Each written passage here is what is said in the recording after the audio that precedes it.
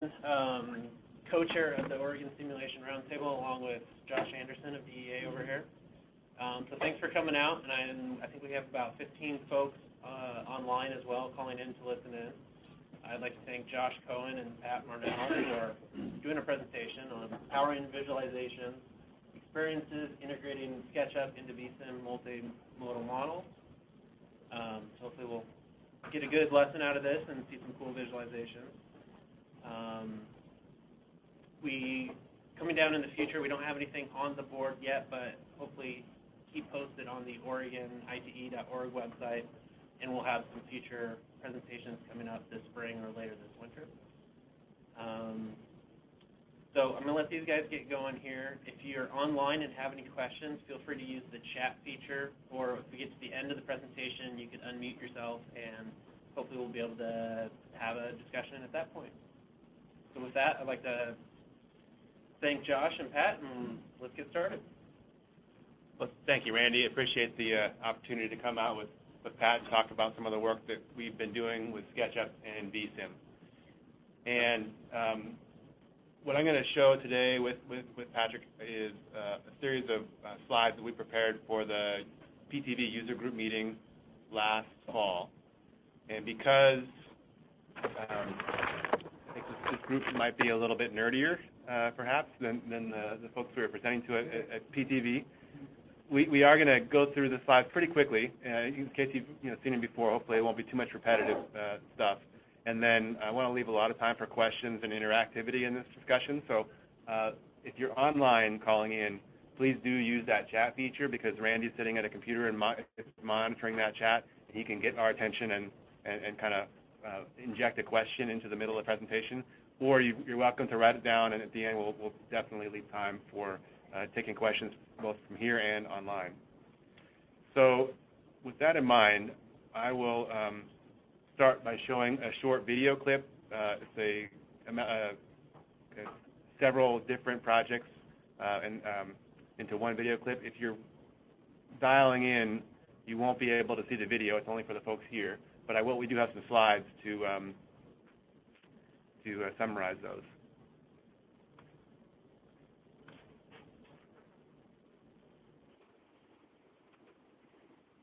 I don't know where that went to you. The presentation on there? Okay.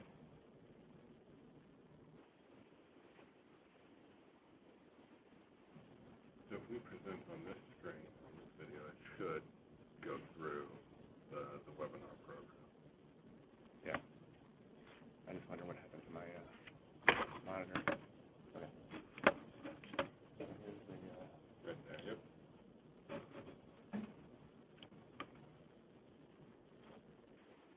Okay. So the first project you're seeing here is a project that we did to look at a conversion from a two-way street from a one-way street to a two-way street in downtown Hillsboro. So it's a flyover showing vehicles, people, bicycles, and the focus here is on what is on the street, striping, signals, less on the buildings. But the buildings are important for context, both in terms of the presentation and also the ability to work on projects interactively with your client. This is really kind of focused at a public meeting kind of audience, so you can get the general public comfortable with what the proposed changes might be. This is not really analysis grade here.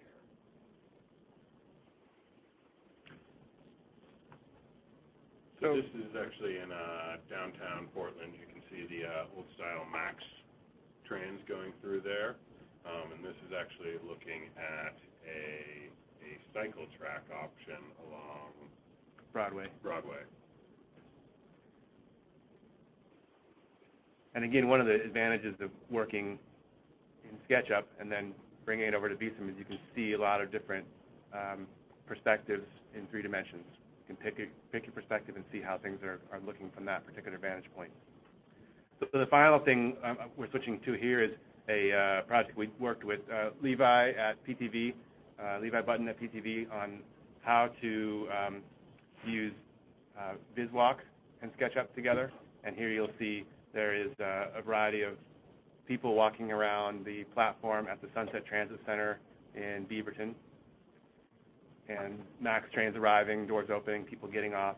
This could be useful in a situation where you wanted to analyze traffic on the platform. And I'll just recap by switching back over to the slides here. The video did show up online. Okay. Choppy or?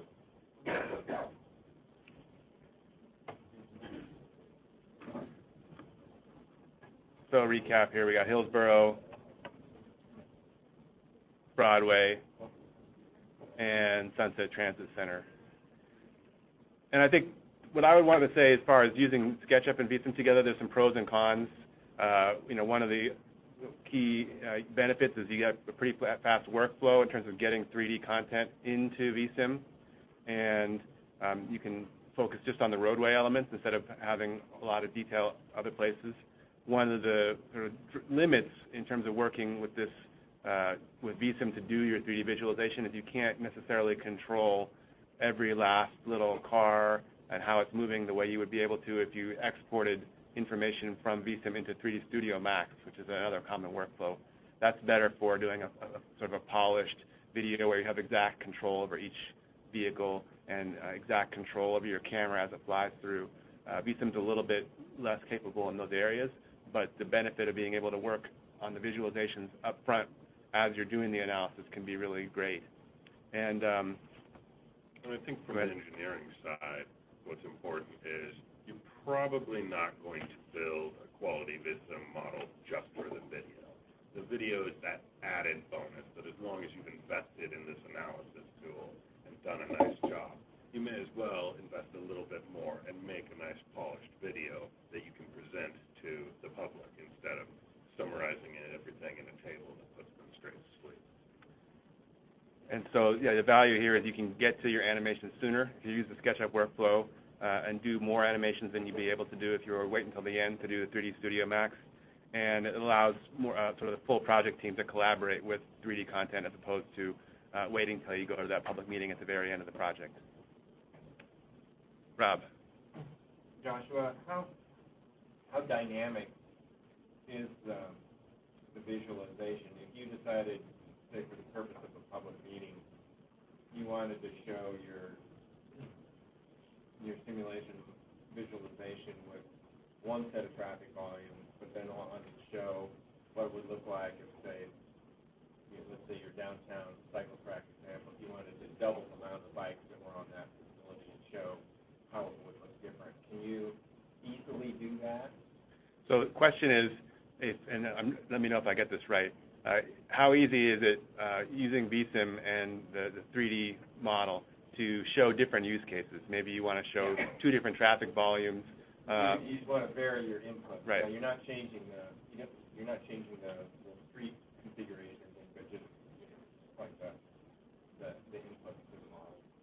So I think that what you see on your screen when you run VISSIM is what you can take if you wish to a public meeting. Maybe Pat could comment on the the actual feasibility of setting that up. Depending on how you have your volumes set up in VISSIM, that's going to be a pretty quick update. If you've got some static, literally it could be as simple as copy your volumes out of Excel, paste them into a table, and then hit play again. The part that's tricky is that this isn't an animation. You're not telling each car where to go, when to go. It's a recording of the simulation. So the cars are going to do what the cars do, and it's kind of up to the person recording that video to select an appropriate slice of time that shows what you're trying to show. Because you can find low volume periods within an analysis hour, even if it's a high volume scenario. You can find higher volume periods in a low volume scenario. So you have to use a little bit of judgment to make sure that what you're portraying in the video is an accurate and authentic representation of what the analysis is showing. Okay. So what I'd like to do here is jump into some, see if I can get to the next slide here, wake it up. Yeah, fine. There you go. Any way to do it on the screen here? Like this? Here, right here.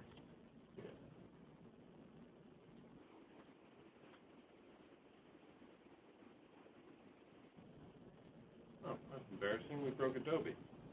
It's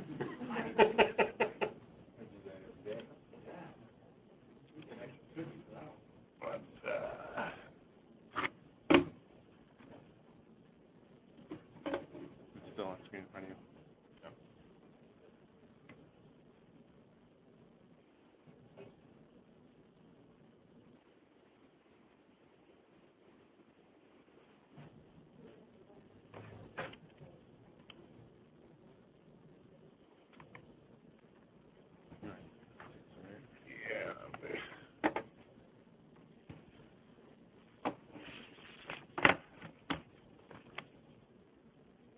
Okay, so while we're getting this back up on screen, what I'm going to be doing next is just going through quickly a series of tips that you might use in SketchUp if you would like to create content that you're going to bring into VISSIM.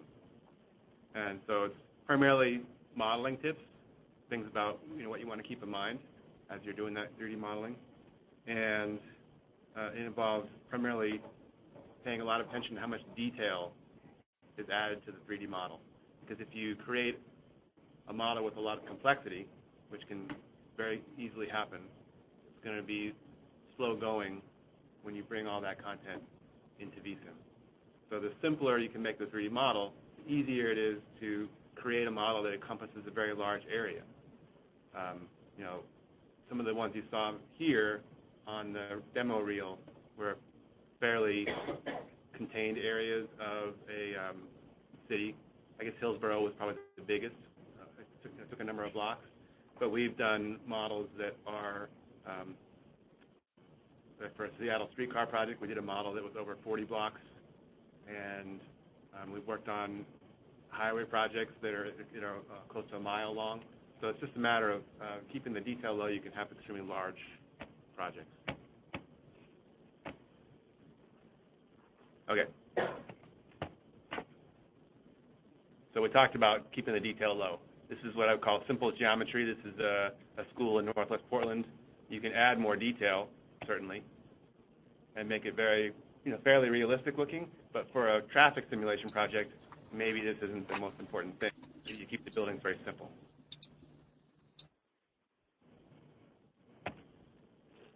And one of the ways you do that is take things that, for example, like a pole could be modeled as a cylinder with a lot of, with a true circle or 24-sided circle, or you could model it as a hexagon, and it looks kind of the same from far away. And here you see I've got a little thing circled that says, there's 80 some odd of these little wands along North Williams Avenue in this particular model. You don't need a lot of detail for each wand in order to get the point across. So you're going to be having a lot of repetition. It's important to keep the simplicity. Here there's hundreds of cars. These are parked cars. VISSIM will be adding the cars that are moving. But if you want to include parked cars in the model as context, again, keep them simple. And then final thing to remember is if you're going to be adding materials or images to the model, in this case, I use a aerial photograph as a reference to model buildings and some elements of the roadway. You can tile a bunch of things that come in as a default import in SketchUp because you can add those georeference tiles to SketchUp very easily. But a better approach to save on model size and keep it simpler is to get a much larger image from Google Earth export or perhaps from your GIS records, and then save that very large image with a really high JPEG compression. And the difference is fairly stark. The two models you saw here's the model on the left is the tiled image model, and the model on the right is a single high-resolution image. it's a factor of 20, the difference in the file size, and that can really start to add up. So just take that one big image, reference it with your underlying georeference, and then really save it at a high with a compression that's very small files. Why is it such a big difference? So if you have, what do I have there? A bunch of tiles. It looks like 12 different tiles, and they're saved with a JPEG compression that's fairly good sized file. Each of those might be a couple megabytes. Here on the right, I took one file and I saved it with the compression that's very lossy, still good enough for our purposes, and you'll see in a minute what the difference is. So here's sort of the resolution of those, zoomed in on those individual tiles, and then here's the resolution when you use that larger file. So it's better or equal, but it's a much smaller file. The one thing you have to remember in SketchUp is there's a little preference you have to click in the setup to use the maximum texture size to allow it to display textures that are much larger, higher resolution. And then these are a few slides just demonstrating you can use complicated components to represent trees and vehicles, or you can use simpler ones. And this is the level that I'm usually at when we're doing SketchUp models for VISSIM, just to try to not bog down the model with a lot of unnecessary detail. Well, and you also don't want to bog down the viewer with unnecessary detail. You want them focusing on the traffic, not the trees on the side of the road. Okay. So again, here's the screenshot from a Seattle streetcar model we put together. Simple components, but it can add up to a very compelling presentation of the streetscape, and that can all be brought into VISSIM. This one has shadows, I think, so you don't get shadows in VISSIM. And I'm going to talk a little bit now about some of the compatibility issues. Here again, this is the Seattle streetcar model I talked about. This is the extent of it, so you can see how much we modeled in terms of the sheer area.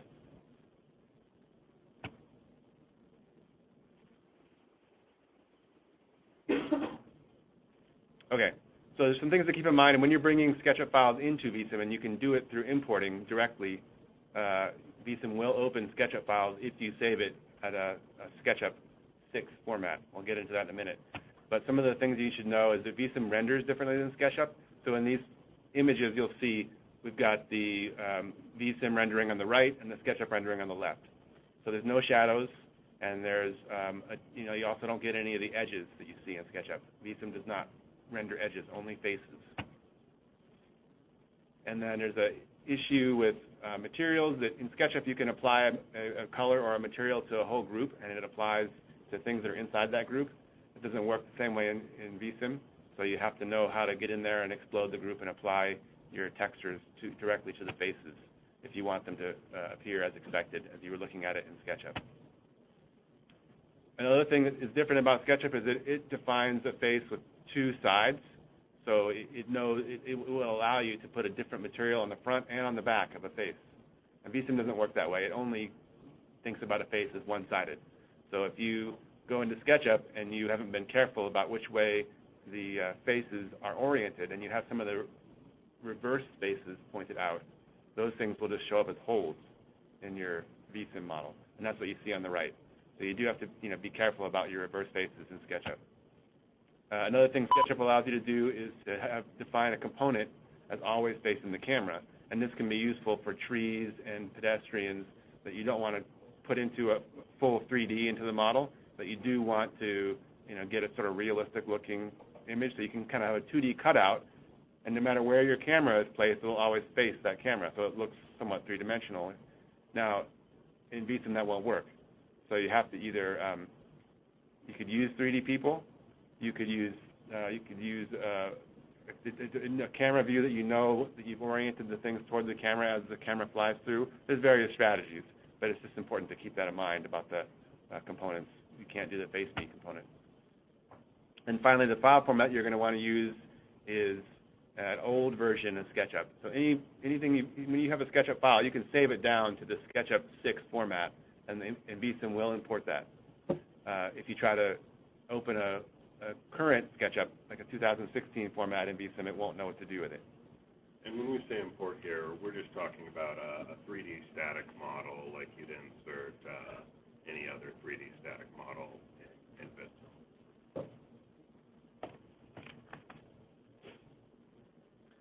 One issue that I've seen talked about is that there's two versions of VISSIM, a 32-bit and a 64-bit version. And the 32-bit version has that SketchUp importer, so you can directly import SketchUp files. And the 64-bit version doesn't. So you have to go through V3DM. Is that still true? Actually, with version 8, I just learned this morning, SketchUp objects will come in A-OK. They won't preview yet, but that's a relatively minor annoyance. It's great to have that capability. Thanks to PTV for getting that. All of the conversion isn't that difficult. Fair enough, between the 32 and the... Well, but even bring it from SketchUp into... Right. Bring it over to VISSIM. You need a software which you may or may not have the license for. Okay. So one of the most interesting things that we worked on last fall was looking at cases where you wanted to go beyond just using what I would call flatland in VISSIM, where you've got a flat plane, maybe you've got some buildings projecting up, but you know the streets are all flat. That's the way it's easiest to model in VISSIM, and it works pretty well if you're just drawing over an aerial photograph. But if you have significant terrain, like you saw with the Seattle streetcar model, it's important to represent that somehow in your simulations. Now, cars are probably going to behave in a similar fashion on all but the most severe slopes. But other forms of transit, like bicycles or perhaps loaded down freight, might perform differently on different grades. So if you're going to account for that in some way in the VISSIM model, one thing we could do is have the 3D content also mirror the accurate slope of the street or something close to it. So what I'm going to show here is a little bit of information about how we went from sort of a flat model, which is what's depicted here, to a more accurate slope of the street, and how you can get that into VISSIM without pulling your hair out. So what you've got here is a subset of a downtown Portland model. We've imported the aerial photograph, and if you look at the screen here, you've got Pioneer Courthouse Square depicted in kind of a flat aerial photograph here. This is Fox Tower. This is Nordstrom. And you can see on screen here that when you import through Google, you get a mesh, a terrain mesh, and it's kind of complicated, not the easiest thing to model a street on top of. So what we've figured out a way to do is simplify that mesh to create a custom mesh where the intersections are flat, the streets are a constant slope, and the tax lots are usually just a couple triangles. And by doing that, it makes it much easier to define where you want to place your links for VISSIM. So here you can see we put together some links with the endpoints marked with the blue markers. And once we have those links defined in SketchUp, we look for a method for bringing that information into VISSIM without having to retype it all or do a laborious manual process. And so we figured out where was the origin of this model so that we could get the relative position of those links to the origin. And we got to make sure your units are set in meters because we're working with a European program here. And then we exported those point locations to a data file, CSV file. And you can see here, probably not read all the detail of it, but this is the file we get. And then the question is, how do you get that into VISSIM? And what we did was did a set of text pattern matching. We used grep for anyone who's familiar with text pattern matching. But it allows you to take data and then reformat that into, in this case, an XML file, which is what VISSIM reads for its data inputs when it runs a simulation. And the idea is once we're formatted into this, what they call an INPX file, that can be copied and pasted into the VISSIM simulation configuration. So I'm going to let Pat talk about the process in VISSIM to make that happen. Yeah, I'm actually going to run through this really quickly because who doesn't like an actual example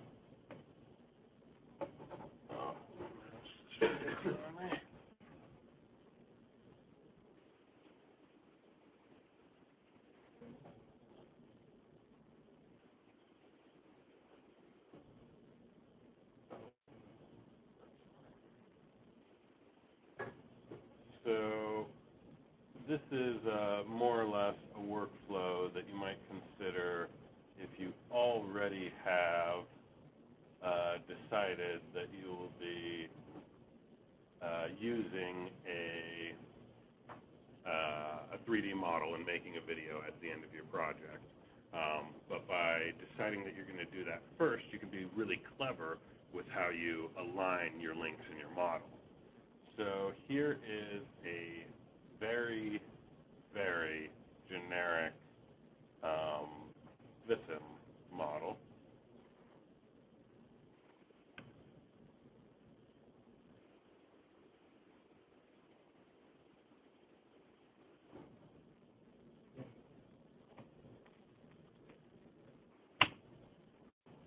Licensing issues. You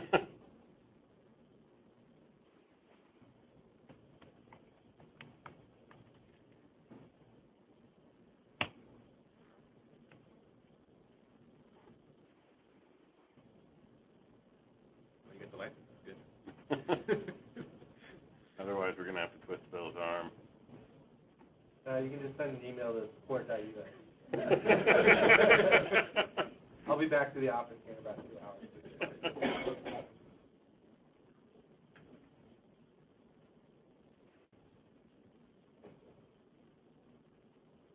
I was going to go there.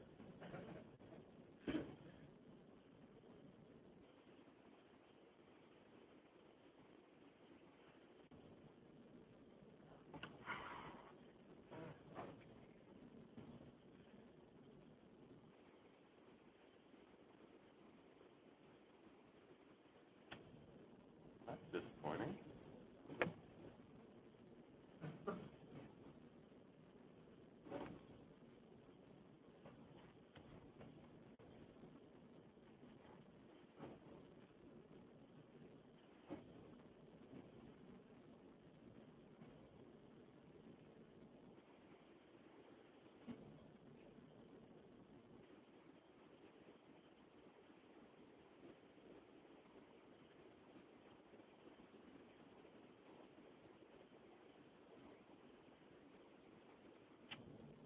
Well, yeah, we'll just go from the slides here.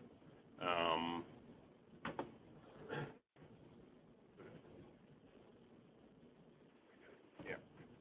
So this is from the UGM. I had one that said Oregon ITE here for you, but what essentially I've done is I've just laid down links, the appropriate number of links that I'd like to use. In this case, it's 17 links. And then what I would do is I'd actually just go to a text editor and I would open that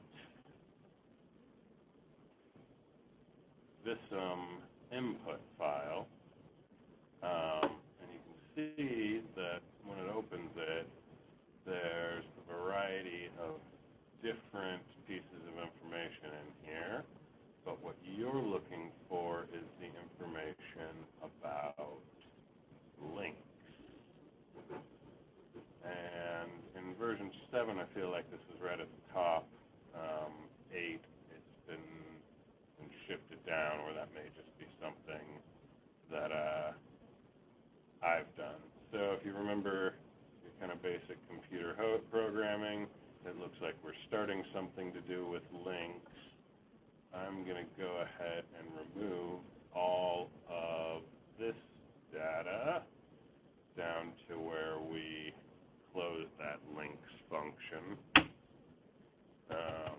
Now I've just got a big empty hole there, which is perfect for adding the data that Joshua was able to create for me straight from the 3D model,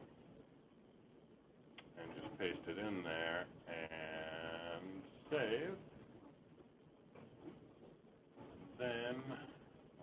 one last vain hope that our license issues have sorted themselves out. But this would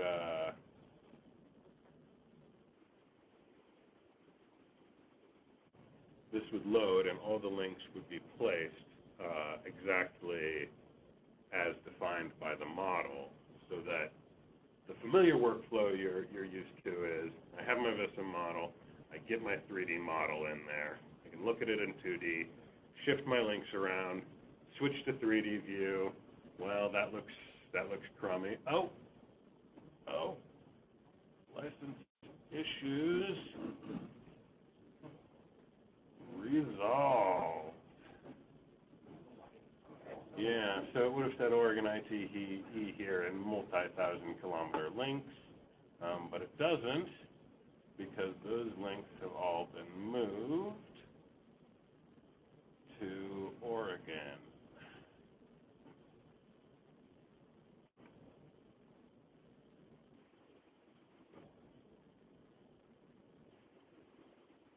And sure enough, that looks like a reasonable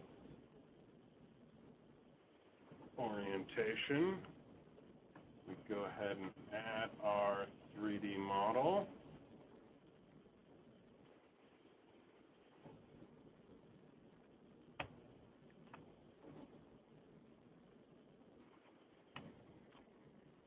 Which, because we're in VISSIM 8, we can do in the 64-bit.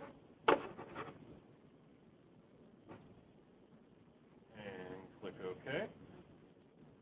And then simply switch to our 3D view. And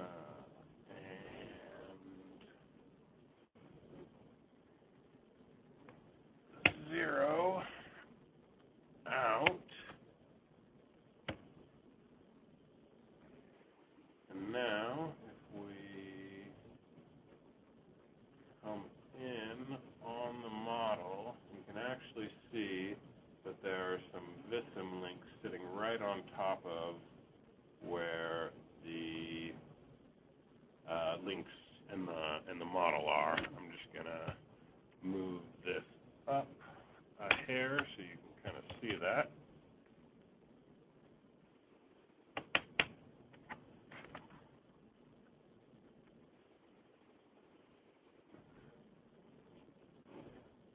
So you can see the links are just aligned about exactly as you would hope to see them, so that then when you hide those links, that the vehicles would drive in the lanes with the painted lane markings, that you had someone who's more of an artist than an engineer put right where you want them to show, as opposed to, a simulation, which is throwing down links to let you know that it's a type of facility, but it's not intended to be a 100% accurate representation of what you'd see in the field. There are some limitations with this. So this method works great for aligning your links. You are going to still need to go through and add your connectors and configure all of that. If you're interested in that video showing, as Joshua mentioned, maybe bicyclists going slower uphill, you're probably going to want to put in a bit of a reduced speed area to kind of make that effect clear. But I cannot tell you how much I just loathe looking at a 3D model, going back to 2D, trying to move one of these points, and this is even now that we have undo.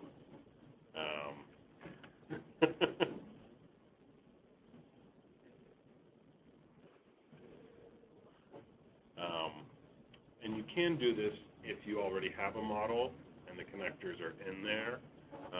The only difference, and we may have a slide that shows that,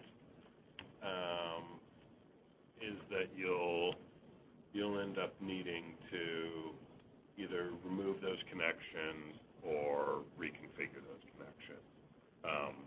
I tend to like to just remove them. Otherwise, you have to If you remove them, it doesn't matter which link is which link. If you don't remove them, your connector may go from here to here. So if you go in with the foresight that you're going to be working with a 3D model, get that model built. There's really nothing slowing these guys down from helping you out build that really nice model, and use that as a starting point. It'll work way better having that plan as opposed to try to shoehorn your model around the 3D model after the fact.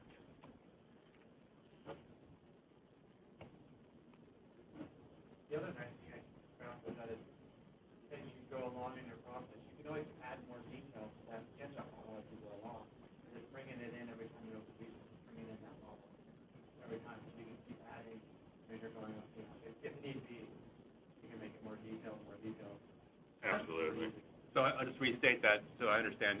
You can create a SketchUp model, and then the link that exists in the VISSIM model acts like a XREF in AutoCAD, so it'll always pull in the latest version. When you go in and you open up your VISSIM model the first time, it's loading that SketchUp model from your folder. Right. So if you start adding more detail into your SketchUp model, it loads the latest version. That's great. So you can always, as long as you keep the same file name, be adding to that model. Yeah. And I wanted to kind of pick up on Pat's point there about knowing that you can build that 3D model early on.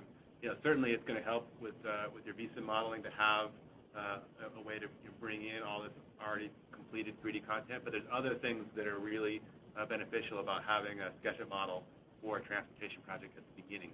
And one of the things that we do quite a bit of in our work is what I call real-time modeling or live design, where we're going to work with a project team to start understanding some of the key issues visually, and that allows them to bring more than just the engineers that know the details of all the streets, but bring more people into the conversation and get feedback in a way that they are, that everybody's sort of seeing the same issues played out on screen. So it can be a sort of thing where even if you save a couple meetings because there's fewer misunderstandings about what's being proposed, you've paid for the 3D modeling right there. And then as far as the VISSIM specific application, for using 3D models, I think it makes a ton of sense in cases where you have a significant slope on your terrain to consider bringing in the 3D content to that model as you're doing the simulation. And also, if you want to look at grade-dependent behavior, certainly that makes sense. And finally, if you just know you have a very large area to model, it can be faster to get that model done in SketchUp, links exported, and brought into VISSIM than it would be to manually do it all in VISSIM. It depends on the situation, but we found we can be really fast at modeling out pretty large areas. We finished a project recently for Metro and TriMet looking at the Powell Division, the bus rapid transit alignment that's being considered out to East Portland. And we did 3D modeling for that to help visualize some of the station areas, but it would be very simple now to take that same model and use that as part of their traffic simulation efforts. Another point I'd just like to make sure, we've used a pretty simple example here. Each one of our links is only 2 points long. Each one of these points is kind of defined by a set of XYZ coordinates. This works fine with multi-point splines. There's just many more points there to define. So you can use this for a more complicated model that we've shown as an example. I think that may be about all of the prepared material we have, but we'd be happy to take any questions that the group has or do more demonstrations. I know Joshua's willing to pull up in SketchUp and show you some of the nitty-gritty details. I can do some stuff in SketchUp. We can do more in VISSIM, and we'd be happy to take questions. Definitely for folks that have been listening in online and maybe itching to get a question in, this would be a good time to do that as well. So far, we have no questions online. Okay. Just in terms of the interface of the software packages, then, how how much is it sort of a two-way interface versus doing all your work in SketchUp and bringing it to them? I guess what works best? You can do it either way. You could make the model match. You can make the SketchUp model match the VISSIM model, or the VISSIM model match the SketchUp model. My preference in my kind of view is that it's a lot easier for that model to be built in SketchUp. The tools that are available with prefab buildings and geo-referenced information is just greater on Joshua's side of the keyboard than it is on the VISSIM side. Right. So in terms of creating the 3D model, I think SketchUp is definitely a more effective, more time-efficient place to do that. Now, I do believe it is important to have collaboration between the folks that are doing the work in VISSIM and the folks building the SketchUp model. Reason being is, if you do a little bit of work up front to define what the links are going to be, how they're going to be named, how they're going to be organized, you can really save yourself a lot of time later in terms of trying to figure out, okay, now we have to rename all these links in SketchUp to match up with something else that got done in VISSIM. Doing that collaboration up front definitely is worth it.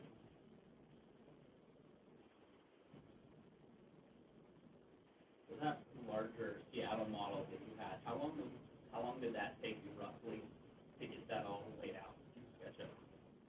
So the question about the Seattle model, that project took place over the course of 3 years, and we actually built the entire thing twice. The reason being is that we did an initial model, then a lot of changes to the civil plan were made, and at that point it's much easier just to start from scratch than to try to track down 200 and some odd changes. So what we did was the actual build phase of it. It's probably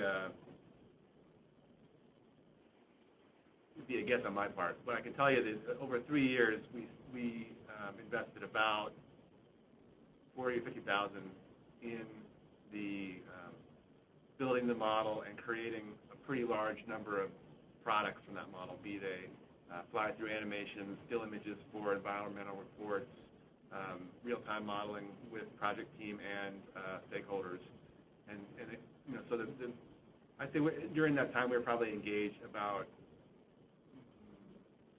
5 or 6 months over the course of 3 years, and in terms of the time to build, we've gotten faster at it since then. But I think I'd say a model of that scope today, if we were going to start from scratch and build it, might be something like 3 or 4 weeks from start to finish. That's pretty conservative. We could go faster if we added a ton of effort to it and had good cooperation between the project teams. On the bus rapid transit project that I mentioned in Powell Division, our modeling efforts on those are sort of a week to 2 weeks from start to finish.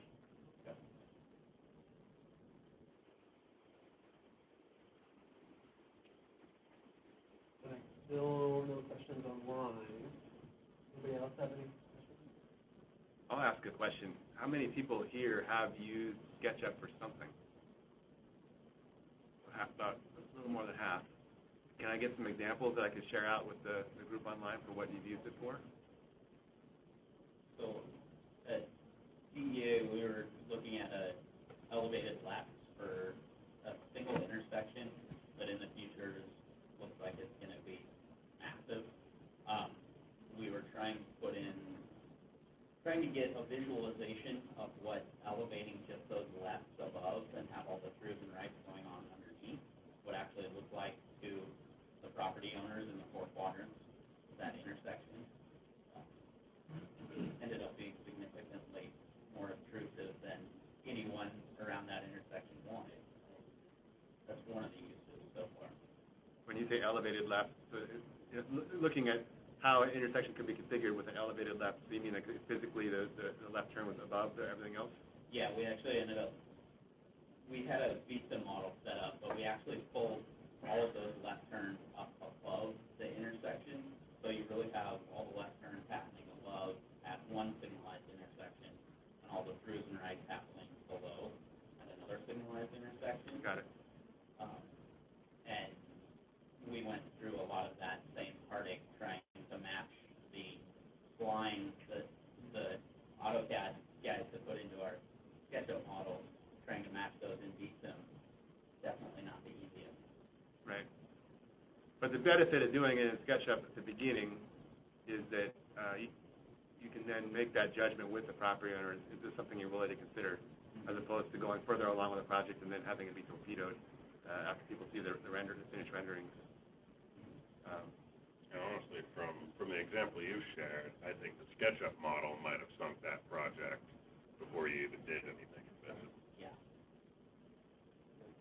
It's a lot of, we had one in Eugene where sort of bringing that SketchUp model into the public process, was worth all the time, because people could really, they could see, at the public meeting, oh, this is what you're talking about, as opposed to just, reading things in the newspaper or what, have not.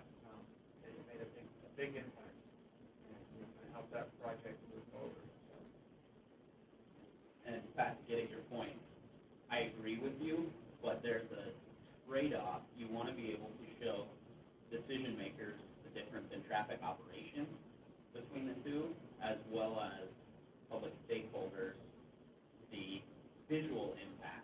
You also want to show that with this elevated left alternative, essentially people can get to and from your site. And if we don't have that the vehicular improvement, there's going to be standing gridlock in front of your site for 3 or 4 hours a day. I agree with you, just bringing the SketchUp is a great start, but doesn't always tell the whole story. That's a very good point. I think there was a lot of traffic on I-5 this morning, too. I would, extend that just to say that one of the things that attracted me personally to working with VISSIM modeling is that it has that real-time operability that I really come to love in SketchUp. So you can make changes and understand right away what the effects of those changes are going to be in the simulation, and you can understand them visually. It may not be the case that you spit out a polished rendering right away, but you can see those effects right away, and it makes a big difference. I know that on the North Williams Avenue project, Rob was brave enough to bring in a computer and set up the synchro that you set up in that meeting about the traffic back up to Russell. Synchro good traffic. Yeah. Yeah. And there was a lot. Just the simple act of having the stakeholders see what the model was showing, as opposed to just kind of having engineers saying, no, we don't want to do that.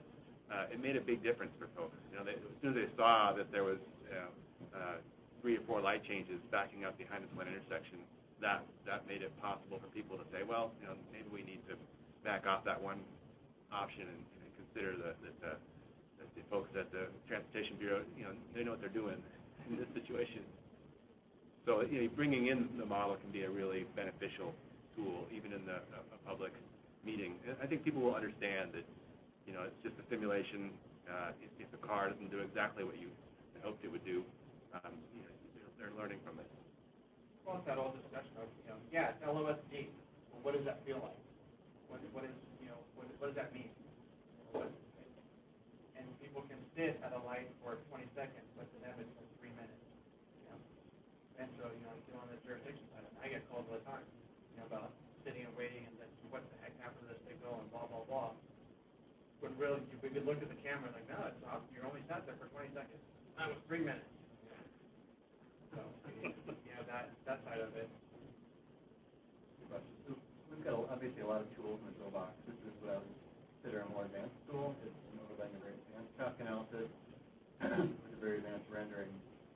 Certainly there's places where it's useful and maybe places where you don't need this level. Can you talk a little bit about maybe the phase of the project, the type of situations in this phase the most useful? Pre-construction, For me, the question is, are you going to go to the level of VISSIM in the first place? If you're going to make that jump, which is probably at least $10,000 more than a sim graphic analysis. You might as well find $1,000 or $2,000 to make a nice video to show the public. And I think that video comes in when you engage the public. If you're just dealing with engineers and planners, you can get them all huddled around a computer. You can show them the model. You can play with it. You can poke at it. It can be a very collaborative process. But when you're making that step and reaching out to the public, I like to have a little more control over what's going to be shown. I think everyone who's used VISSIM knows that even in some very well-built models, all of a sudden a car is going to do something crazy. Or just get hung up there for 60 seconds until it disappears. And that's hard to explain to the public, especially if the public is already not on board with the project. That could be enough to just shut them down, and the rest of the evening you're going to be talking about why you think cars disappear. From the SketchUp side, I will say that one of the great things about that platform is you have the ability to to model the level of detail that's appropriate for the situation. So we've used it on very early stage planning for transit projects, where I was given instructions that most of what we're modeling will never see the light of day, but it's important to be able to at least consider some of the ideas that are coming out of the project team stakeholders. So I'm talking about public agency officials with the different jurisdictions that are working on a project. We looked at some different options on the Southwest Corridor project for getting from Barber Boulevard up to OHSU, and how could that be done? What would it look like? That maybe didn't end up being part of the package going forward, but it was important for the different jurisdictional stakeholders to see it and talk about it. So that model was very simple, very low detail, but it got the point across. At the same time, we have tools with SketchUp. It might seem simple out of the box, but we have plugins that can make it very fast to get a large area modeled in extreme detail, even for construction projects. So I think it could be useful at a wide range, and I always advocate, if you're thinking about using visual tools, try to use them at the beginning because you get more bang for the buck. You get to use it more and more times. I want to get back to Rob. I know you had something to bring up, and we got past it. That's okay. I had a question that goes a little different direction. It relates to potential for using these tools maybe to look at safety performance. So this is more of a question about VISSIM really. I mean, as I understand it right now, let's say, for instance, we have the issue of a permissive right turn conflicting with pedestrian movement or an adjacent bike. And the algorithms or the logic in the model wouldn't allow a car to run over a pedestrian or bike. That's the model's premise. Right? It would say that the bike has to yield or stop for that pedestrian. But if we wanted to know, for instance, what's the potential for those interactions to occur, the actual, conflict occurring in their paths, if they're moving in the manner that's a sort of predetermined manner the model would give them, could we change those algorithms? Could we take out that fail state that doesn't allow for the conflict and be able to let that run and then like get a count of how many interactions we had that was potential collisions? That might be one way that you could actually look at different alternatives and say you're not actually, I don't think, modeling actual crashes, but saying this configuration has a higher potential based on the number of actual conflicts encountered or potential interactions encountered. So there's certainly one tool that's the SSAM, the Surrogate Safety Assessment Measures model. And that looks at a time to collision. Is that a module of VISSIM? It's something VISSIM can do. You can export the data. I believe that was funded through FHWA, and it's also data you could get out from other programs? So Like it's basically a report data. Well, the SSAM is a program that you run that's independent of the PTV software. It's a trajectory analysis. That program will analyze the trajectory and spit out a VISSIM. But VISSIM has a built-in output file for that trajectory file type that's needed for the SSAM. I know we've done some stickers with ODOT recently, but they did some test cases with different safety measures, say the highway safety manual versus the SSAM. So that is a possibility that you can do. I would say a little more effort than some of your traditional highway safety manual procedures, but it's something you can do to relate safety to simulation. So to just recap it then, SSAM is a standalone module. It would run on output from VISSIM. Correct. And then that the output you get out of SSAM is a report on time to collision. What does that tell you, time to collision? It's basically going to let you know, it's more of a frequency of potential collisions within one particular alternative to another. So it's like when you get below a certain threshold, you'd be counting that as time to collision? Right. So it's sort of I would say, a proxy or indicator of potential safety if that zone is recorded. So there's also just a really dumbed down way of doing it. You can turn off your office areas and priority rules and just run the model and count them. Count how many times. Are you doing that visually, or You can do it visually. You can look at the trajectory files and see when the points overlap. But in a lot of cases, it will be faster to just count them if it's not a super high pedestrian or super high volume level. It's more of kind of the back of the envelope type of stuff. So you're getting that by turning off that algorithm keeps them from running over each other. And that's like an on-off position in the model. Basically. Yeah. Just not coding something that you would normally code. Yeah, that was kind of my original question. Yeah. Can you turn that off? more to the point, you can forget to turn it on. Yeah, that's usually one of the error-proof things when you go through and you see a model, make sure they're not running over the pedestrians, but in that case, just make sure that they are. If you get back to the previous point of where to come in to bring that sketch model in, the project I'm working on now is planned to turn dirt in like 6 years. But for the few hours that put into that SketchUp model, and when we're presenting different alternatives to our higher ups, my boss's boss comes from construction, and the county engineer is more of a civil guy. Neither one of those are transportation. So in essence, you're presenting things on a transportation side to people who don't normally do transportation.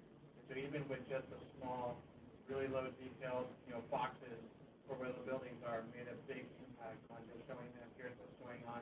It lets them kind of have a better idea of where you are in the model, kind of what's going on inside. So that visualization helps quite a bit, even in the really early process. Right? So it's only a few hours of SketchUp, draw a box, bring it up, and you're done. On the next one. Yeah, and in my experience, it's been primarily comparing alternatives. If you're doing any kind of alternatives assessment, comparison, getting that 3D video, people understand visualizations like that, and if they're a lot of elected officials they like to say they're traffic engineers, but they're really not. Everyone's a traffic engineer. And being able to see the buildings there, how the vehicles will interact with each other on different alternative roadway scenarios, it's priceless in my experience. And going back to the toolbox, you mentioned, photo simulations are something that we've been used for decades and decades in the history. I think with SketchUp, we can do comparable 3D images for pretty close to the same budget as you can a photo simulation these days. I don't, like Josh said, there's different levels of SketchUp rendering that you can do. You can do some pretty sort of low-end ones. I think will still, in that 3D environment, give you more benefit to whoever your audience is than doing that photo simulation, which is just sort of photoshopping in an overcrossing further. And you can do photo simulations that you're talking about. SketchUp can drive those too. Like we've done a number of those, and I would put that on the category of things that you would do at the end of the case of a project, or in my case, we even have done them as part of eminent domain litigation. What's something going to look like when it's actually built, and yes, it has to be scientifically accurate so that it'll stand up in court. But there's a spectrum of what would be appropriate at different times in a project. So in the interest of people's time, I think we should probably wrap up, but I would just like to say thank you to everyone who came today and who attended on the phone. And if you have questions that you didn't get a chance to bring, to raise now, I can stay a little later here to talk or show things on the laptop, and I can also just take calls at my office at any time. So please feel free to reach out, and thanks again. Likewise, thanks for coming, and if you have any questions for me, please reach out. Thanks to Pat and Joshua for their time and educating us all. So give them a round of applause here. Thanks, guys. Thank you. If you'd like a receipt for PDH credits for this session, feel free to send me an email directly. It's on the website, but it's also rsj@bksassociates.com. I can email you a receipt for an hour of PDH credit. And speaking of PDHs, just a quick plug, Oregon IT, we're having our winter workshop, January 28th. It's going to be on performance measurement. Agenda's on the website. We have a great spread of speakers. If you need PDHs or want PDHs, it's a great low-cost way to get a whole bunch of them and learn a lot in the process. I encourage you to check that out, OregonIT.org. Some other upcoming events as well. Happy hour. All right. Thank you, guys. Congratulations on your retirement.